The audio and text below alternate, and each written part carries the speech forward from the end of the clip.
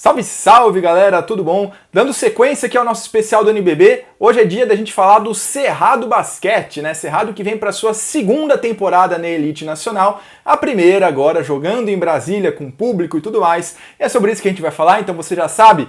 Curte esse vídeo, se inscreve na Locomotiva Esportiva, comenta aqui embaixo o que você achou da montagem do elenco do Cerrado e até onde esse time deve ir nessa temporada, né?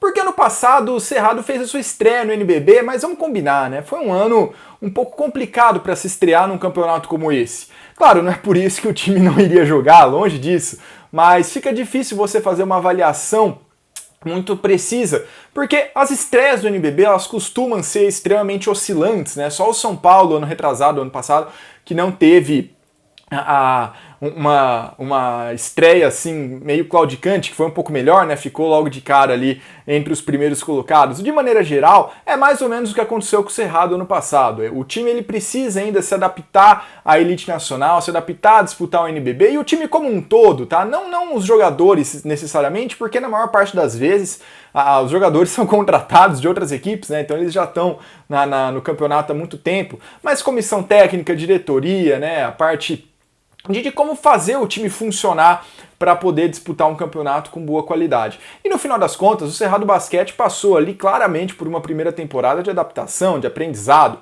né? Era um time que tudo bem, não tinha um grande elenco assim, mas tinha ali até uma certa ideia, né? Um armador um pouco mais experiente com o Henrique Coelho, depois você tinha ali pivôs, o Ambrosino, né? Que era um pivô estrangeiro, tinha o Douglas Nunes, tinha Crescencio, tinha uma galera aí até que já tinha uma certa rodagem no basquete nacional. Chegaram, né? Trouxe o Casey Fuller, que era para ser o grande pontuador do time, que depois foi trocado para o Wiggins.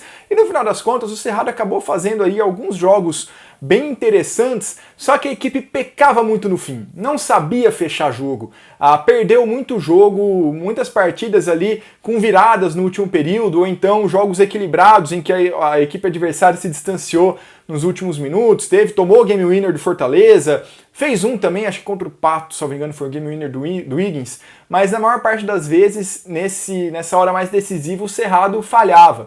E por isso o time acabou perdendo muitos jogos que poderia ter vencido.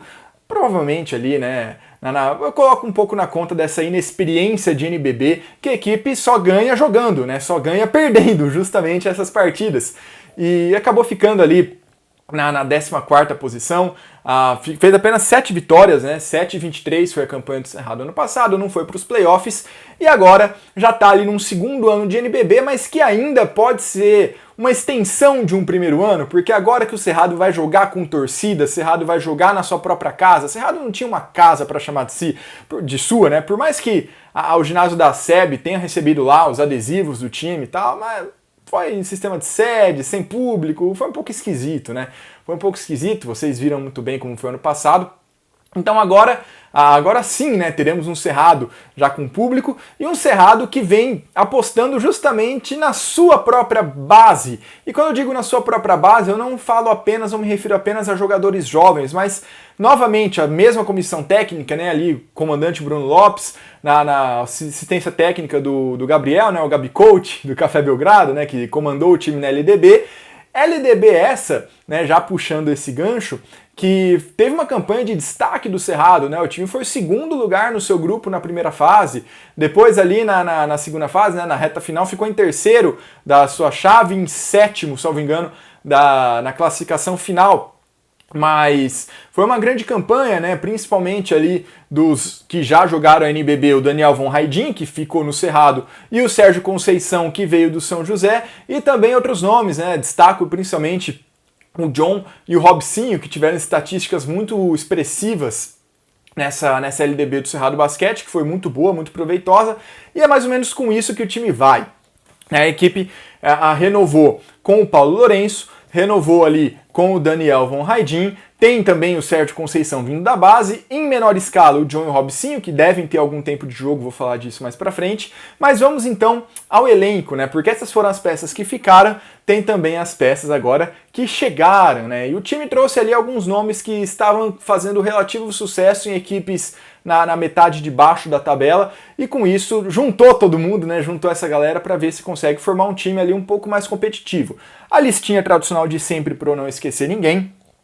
Armadores: Dawkins estava no São Paulo, Stefano, ex-Campo Mourão na temporada passada e antigamente também no Bauru Basquete, e o Daniel Von Haidin.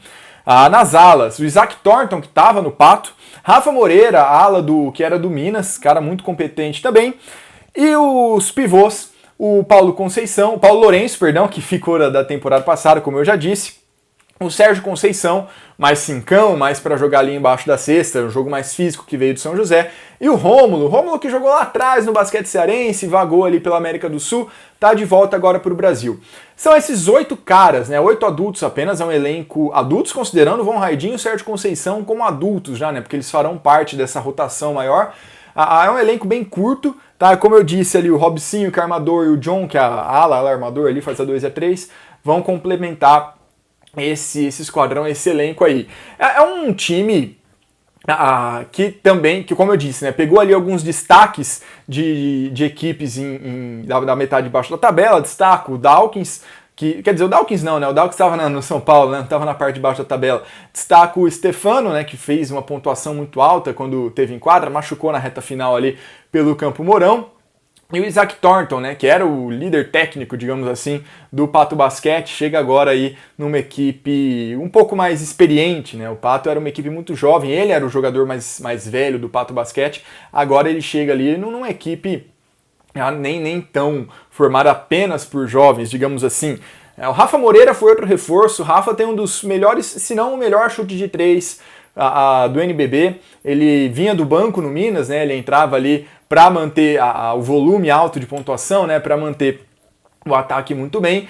Se a bola de 3 dele não caía, o jogo dele ficava um pouco instável, porque essa era a principal arma dele. Só que ele era muito bom nisso, né? Ele teve médias ali próximas a 50%. A tendência no Cerrado é que ele vá ter mais volume, tá? Mais tempo de quadra, mais volume, e com uma amostragem maior, o aproveitamento tende a cair. Só que como ele é muito bom nisso, os números dele são muito altos, com um volume maior, se ele conseguir ficar ali na casa dos 40%, ele vem ali para 15 pontos, 16 pontos de média por jogo fácil, se ele realmente tiver mais tempo de quadra, tá? Ele é um cara que tem muito volume, tende a dividir essa pontuação ali junto com o Thornton e com o Stefano, certo? E com o Von Haidin, quando o Von Haidin estiver em quadra, mas principalmente com o Thornton e com o Stefano. Então é uma equipe que vem tentando ali aprender, né, como jogar o NBB, já vem com uma bagagem de um ano passado que, por mais que tenha sido ali, né, fora dos padrões de NBB, rendeu boas lições, espero que para a equipe do Cerrado Basquete, que agora vai aproveitar ali esses jovens, né, que estão vindo da LDB, com alguns caras um pouco mais experientes, fazer essa mescla e tal, e assim, no final das contas, os valores do Cerrado são interessantes, né, os nomes têm potencial, principalmente se o Sérgio Conceição a conseguir se firmar ali como um pivô capaz de ser titular de uma equipe de NBB, certo? Ele teve boas atuações ali quando estava principalmente pelo São José, mas não era um pouco inconstante, ele não era tão utilizado assim, entrava bem, mas não tinha tantos minutos. Agora ele vai ter uma responsabilidade maior, a maior que ele já teve no NBB, então é uma grande chance para ele também. Não é o cara do time, então essa pressão ele não vai ter, mas tem tudo para ser ali o dono da posição. Caso não consiga, tem o Rômulo chegando para auxiliar nesse quesito também. O campeonato do Cerrado é o mesmo do ano passado por enquanto, tá? É brigar para classificar para os playoffs. Se o time encaixar certinho, se vê ali conforme as rodadas passarem que o 12º, 11º, eventualmente o 10º lugar tá relativamente tranquilo, aí sim a equipe pode começar a pensar em pegar eventualmente um Super 8, se isso acontecer antes da final do primeiro turno, ou pegar ali um mando de quadra nas oitavas de final, se tiver numa situação boa ali na reta final da segunda fase. É claro, todo time entra para ganhar todo jogo, mas a gente tem que ter uma perspectiva, tem que ter o pé no chão na hora de você fazer uma análise, na hora de você fazer uma projeção, para depois também você não quebrar a cara, falar não era nada disso que eu estava esperando, o time que tinha que brigar lá em cima e tal. Não é esse o caso do Cerrado. Tem bons nomes para fazer jogos complicados, jogos difíceis, mas o elenco ainda é curto, o time ainda está aprendendo, está se adaptando a como jogar na elite do basquete nacional. Primeiro passo, classificar os playoffs, coisa que não conseguiu ano passado. Depois a gente discute o resto. Beleza, galera? Era mais ou menos isso que eu tinha para falar, né?